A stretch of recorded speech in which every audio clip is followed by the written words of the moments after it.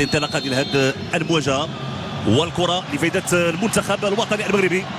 اول لمسه لعيسى ديوب كيلعب كره طويله في الوسط الراسيه ديال النائي العناوي، مشات على المستوى الجهه اليسرى. انطلاقه ديال انس صلاح الدين، هذه محاوله لشمس الدين الطالبي. شمس الدين الطالبي يرفع الكره، محاوله فرصه، تدخل الحارس، تدخل الحارس جيل اورلاندو. اول محاوله ممتاز شمس الدين الطالبي. لاحظوا المراوغه مع منتخب اقل من 20 سنه. هذه محاوله لفائده منتخب الباراغواي لكن التغطيه حاضره. هذه محاوله من الجهه اليسرى لفائده العناصر الوطنيه. امكانيه التمرير من شمس الدين الطالبي، تدخل وتغطيه حاضره.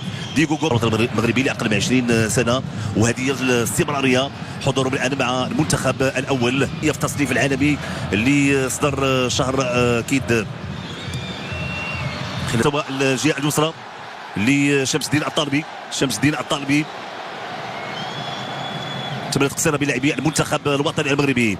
اشرف حكيمي لعيسى ديوب، تمرير تقصيره بلاعبين ديال المنتخب الوطني المغربي كيحاولوا انه يخرجوا اللاعبين ديال المنتخب باراغواي من كنعرفوا الكره ديال امريكا الجنوبيه، الاعتماد على السرعه، الاعتماد على التقنيه. كيلعب كره طويله تصل لياسين الجسيم العناوي، كره على مستوى الجهه اليمنى. ياسين الجسيم امكانيه المراوغه والتمرير داخل مسطح العمليات، فضل انه يمرر ياسين الجسيم. ياسين الجسيم حتى الكره دي محاوله بحث امكانيه المراوغه، تدخل. اعتقد كان هناك خطا، اعتقد انه كان هناك خطا خصوصا الحكم المساعد. الحكم المساعد على الخطا بالفعل لفائده المنتخب الوطني المغربي. اشرف حكيمي امكانيه استثمار هذه المحاوله، البحث على الراسيه ديال ديوب، دائما محاوله فرصه، لكن تسديده ديال ياسين الجسيم مشات فوق المرمى. اول محاوله لفائده المنتخب الوطني المغربي من تسديده. نتابع من جديد، كان خروج خاطئ ديال الحارس جيل اورلاندو. هنا التسديده لكن ما كانش مؤطره. لاحظوا الخروج ديال نائل العناوي، حاول بلال الخنوس من خلال الكره. اشرف حكيمي، تدخل تعود من جديد لفائده عيسى ديوب، او تدخل قوي شيء ما من طرف ميغيل الميرون. وحكم كيطلب ان يكون هناك هدوء. تدخل امام كره طويله، محاوله لفائده المنتخب الباراغواي. خوليو انسيزو، حذري من التمرير، ترفعت الكره في القائم الثاني. محاوله، تدخل ياسين بونو، دائما الخطوره مره اخرى. ياسين بونو وابعاد الكره من نائل العناوي، دائما الخطوره، تدخل وابعاد الكره. كانت محاوله لفائده منتخب الباراغواي اللي شكلت خطوره على مرمى المنتخب الوطني المغربي، لكن صراحه التالق ديال ياسين بونو في ابعاد الكره وابعاد الخطوره في مناسبتين. سنتابع من جديد هذه المحاوله. انطلاقه ديال خوليو انسيزو فريق الهلال السعودي. هذه محاوله من جديد لمنتخب الباراغواي. الحكم كان خطا، يعلن عن الخطا. تطيل العمليات، لعبت الكره دائريه راسيه، تدخل ياسين بونو. ممتاز بونو، كيبعد الكره ويبعد الخطوره. في الوقت اللي الحكم المساعد رفع الرايه كان هناك وضعيه تسلل، لكن خطا اللي حمل الخطوره من المنتخب الوطني المغربي. شمس الدين الطالبي، امكانيات التقنيه، سرعه لشمس الدين الطالبي، لكن تدخل الاخوان السيسيريس. تقريبا كان هناك خطا راسيه.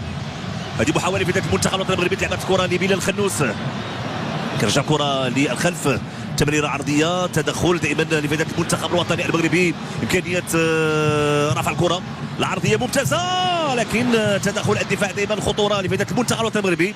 استرجاع الكره، مرتد هجومي الان لفائده المنتخب الباراغواي على مستوى الجهه اليمنى. انطلاقه ديال ديغو غوميز، حذر من هذه المحاوله دائما لفائده منتخب الباراغواي. ترفعت الكره لكن التغطيه الدفاعيه حاضره.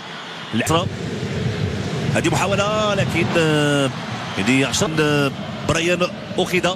هذه محاوله لفائده منتخب الباراغواي. حذري من هذه المحاوله. تدخل، ما كانش هناك خطا في الوقت اللي الحكم يمنع خطا لفائده المنتخب الوطني المغربي. كان تدخل امام رضوان حلحل في الكره الاخيره. تحرير والنتائج اللي كيحققوها المنتخبات والفئات العمريه. هذه محاوله لفائده المنتخب الوطني المغربي.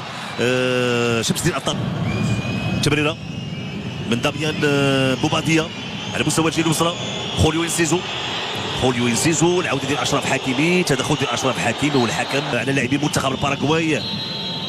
صعود خوان سيسيريس، صعود عمر الديريتي، الرأسية، تدخل إبعاد الكرة من بلال خنوس، تدخل أشرف حكيمي، أشرف حكيمي في الوسط، تمريره بن سمير المرابط، انطلاقه ديال اكيد سفيان الرحيمي وكذلك اشرف حكيمي على مستوى الجهه اليمنى، لكن كره اقرب. تمريره طويله من عمر الديريتي داخل مستطيل العمليات، كره من راس حداري من هذه المحاوله، لحسن الحظ بان العوده ديال نائل العناوي في الوقت اللي ديغو غوميز كان يعني يحضر للتسديد. سنتابع من جديد هذه المحاوله، لعبت كره طويله من راس التحضير، ثم ديغو غوميز اللي يحاول يسدد. حكيمي لياسين جسيم، من جديد سمير المرابط، هذه فرصه محاوله لفائده المنتخب الوطني المغربي.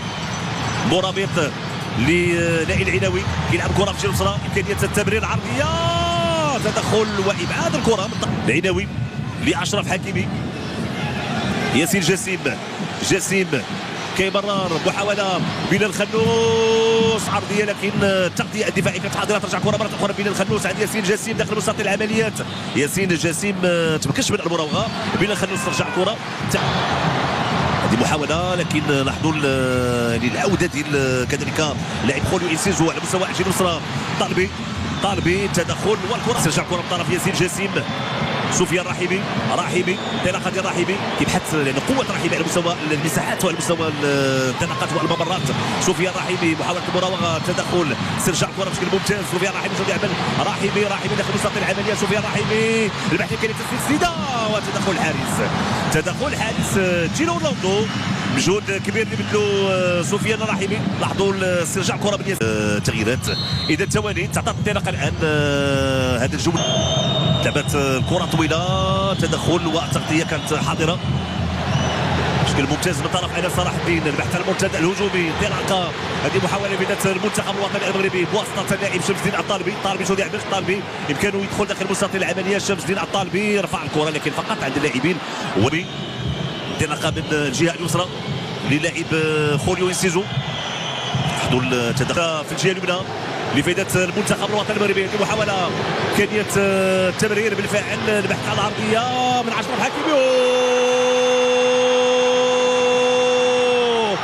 بلال خنوس، بداية قوية للعناصر الوطنية، هدف أول لفائدة المنتخب الوطني المغربي. تمريرة عرضية من الجهة اليمنى من أشرف حكيمي، وبلال خنوس ينهيها بأفضل طريقة وبتسديده في مرمى الحارس جيل اورلاندو. افضل بدايه للمنتخب الوطني المغربي، فرحه كبيره الجماهير المغربيه الحاضره وكذلك العناصر الوطنيه والناخب الوطني محمد وهبي. نتابع من جديد تمريره من اشرف حكيمي وبلال خنوس. لاحظوا ياسين جسيم وضع كره امام اشرف حكيمي، العرضيه بلال خنوس ينهيها بافضل صوره وبافضل طريقه. هدف اول في المنتخب الوطني المغربي، هدف الذي يشعل مدرجات بلايص ديال الاس بمدينه الاس. رجع اللاعب ديغو غوميز كيمرر، خطوره لمنتخب الباراغواي لانه غادي نتابعوا رده فعل ديال منتخب باراغواي. توصل الكره لداميان بوباديا، الحال ما كاينش هناك خطا. هذه محاوله بين خنوس غادي يعمل خنوس امام متعدد اللاعبين، يمرر داخل مستطيل العمليات لكن كانت ثقه كبيره.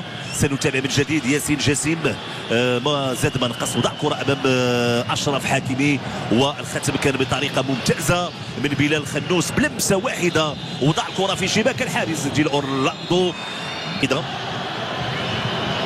تغطيه ممتازه، استرجاع كره، مرتد هجومي الان لفائده المنتخب الوطني المغربي. انطلاقه، امكانيه تمرير ياسين جسيم مره اخرى. الله نائل العناوي في المكان المناسب يضع الكره في الشباك. هدف ثاني لفائده المنتخب الوطني المغربي.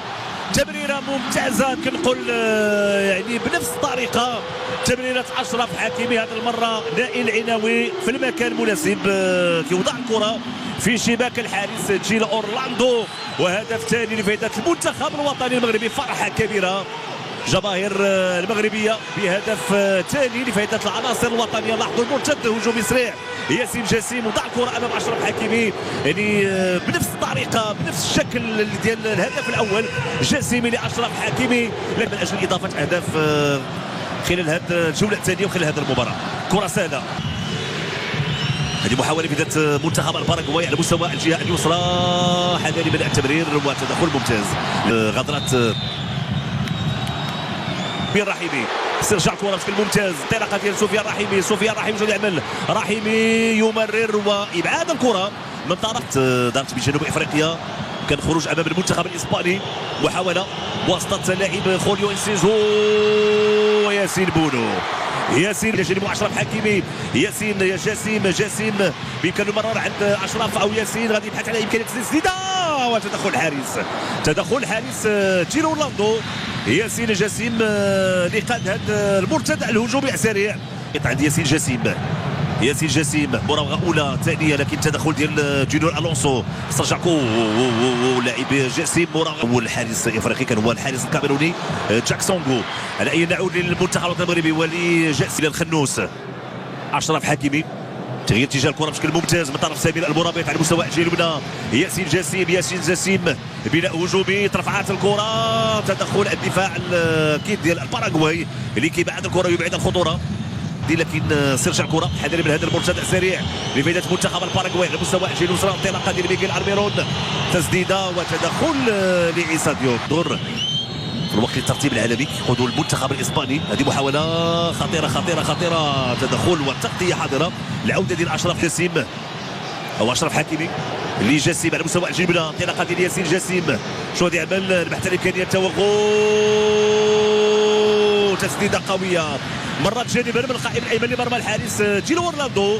ممتاز ياسين جاسم، انطلاقاته، تحركاته، سرعته وتقنيته اكيد غادي يتطلب يعني بذل مجهودات اكبر لضمان سواء رسميه سواء مكان بالمنتخب المغربي. محاوله كانت خطيره، تسديده تقيد بواسطه اللاعب ميغيل ارميرون، ثم المتابعه كانت ديال غابرييل افاريس. عيسى ديوب، الحارس ياسين بونو لازم يخرج كره من هذه المناطق. هذه محاوله خطيره لفائده منتخب الباراغواي، لكن التغطيه من طرف سمير المرابط.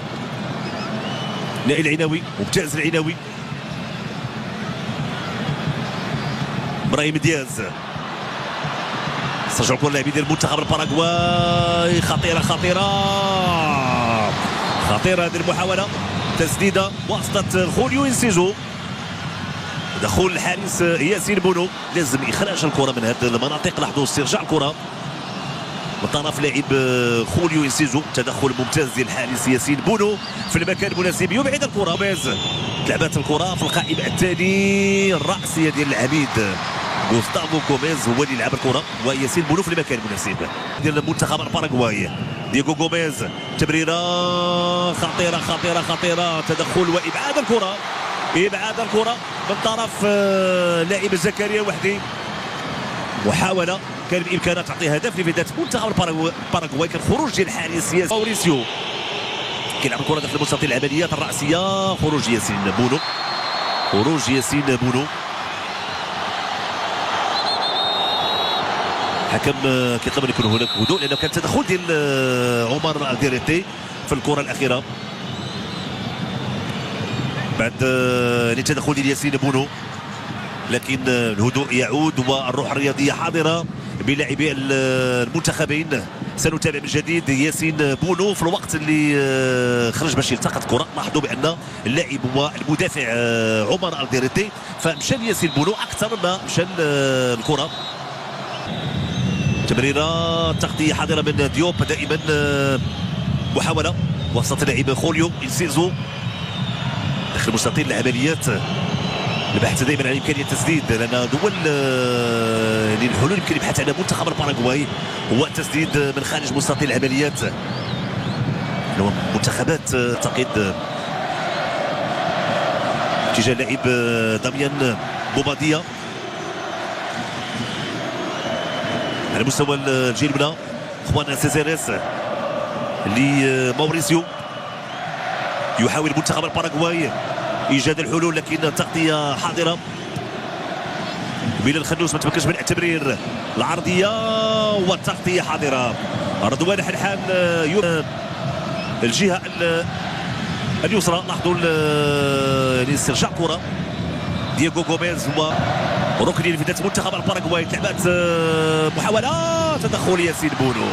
ياسين بونو في المكان المناسب كيتمكن من التدخل. لاحظوا التفتات الركنيه، ارتقاء ديال العميد غوستافو غوميز فوق تمريره داخل مستطيل العمليات، والتغطيه حاضره من طرف رضوان حلحل. طويله كره اقرب لابراهيم دياز، ما تمكنش من الكره دي. محاوله والعوده الممتازه، عوده ممتازه لبونو. رفعت الكره داخل مستطيل العمليات الراسيه والهدف. هدف اول لفائده منتخب الباراغواي بواسطه عمر الديريتي من كره ثابته، وهذا هو اللي كانوا كيبحثوا عليه لاعبين ديال منتخب الباراغواي، انه محاوله استثمار الكرات الثابته. عمر الديريتي نتابعوا من جديد، هل كان هناك وضعيه تسلل؟ سنتابع. الراسيه كانت ديال عيسى ديوب اللي حاول يبعد الكره. تمريره لاحظوا داخل مستطيل العمليات عيسى ديوب اللي لاحظوا الديريتي كان لوحده. هل كان في وضعيه تسلل؟ ننتظر القرار، نتمنى يكون في صالح المنتخب الوطني المغربي. اذا وضعيه تسلل والغاء الهدف، وضعيه تسلل والغاء هدف. عمر الديريتي كان متسللا ديال المنتخب الباراغواي حتى يكونوا قراب من مناطق المنتخب المغربي. كره بالراس، تمريره، محاوله انطلاقه ديال اخوان كاسيريس. من جديد اخوان كاسيريس رفع الكره في القائم الثاني، خطيره وهدف اول. هدف اول لفائده منتخب الباراغواي.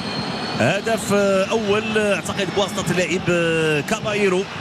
كانت تمريره من اخوان كاسيريس. نتابع من جديد، لعبات بهذا الشكل. هنا كانت تمريره من اخوان كاسيريس، رجعت الكره من جديد، رفع الكره في القائم الثاني الراسيه.